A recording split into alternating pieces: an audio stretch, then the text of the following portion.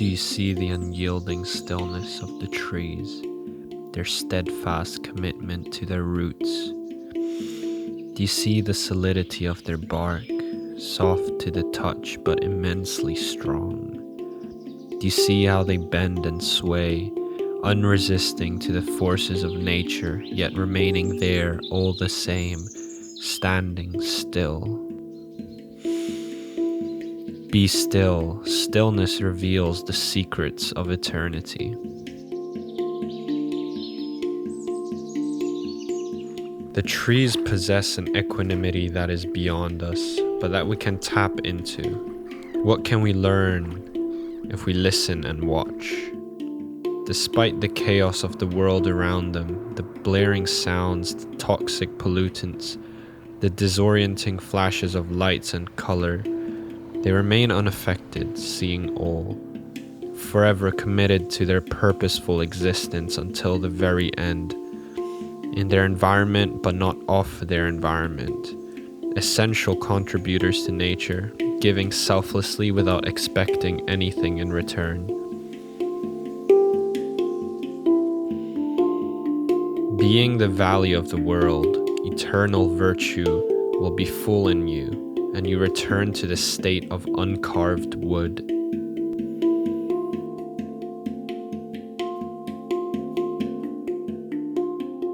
The trees do their work in silent stillness, reacting only to the very essential, whilst filtering out the unessential.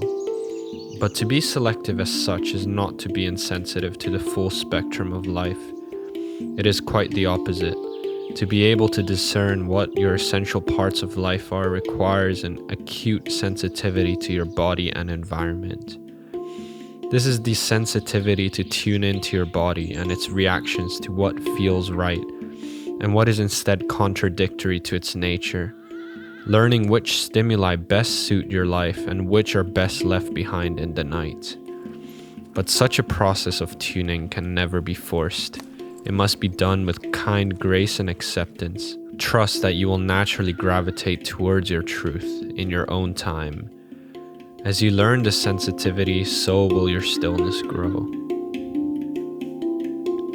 I felt very still and empty, the way the eye of a tornado must feel, moving dully along in the middle of the surrounding hullabaloo.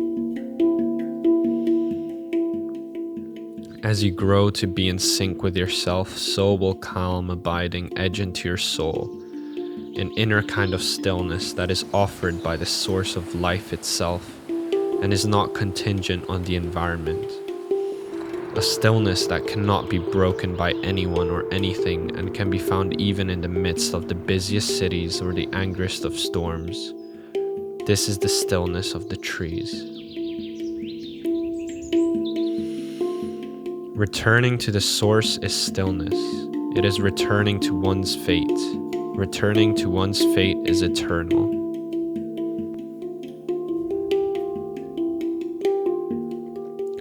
I found myself anxious and restless as I walked up the twisting road. I was ruminating on my future and the uncertainty that laid ahead. Inner turmoil filled my heart and reflected in my gait, hurried and impatient.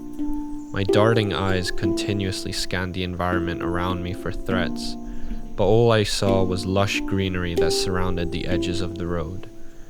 And as if it were the first time I noticed where I was, I slowed down to take in the scents of the flora, and next to me stood a tree, unremarkable in most aspects, yet demanding of a certain respect all the same. I stood underneath it and looked. How silent it was, how immovable. Laying my hand on the trunk, I felt the cool dampness of the bark and its soft and graceful strength.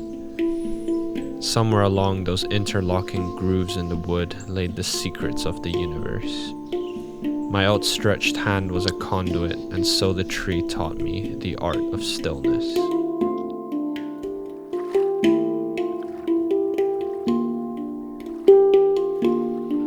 The inner is the foundation of the outer. The still is master of the restless. The sage travels all day, yet never leaves his inner treasure.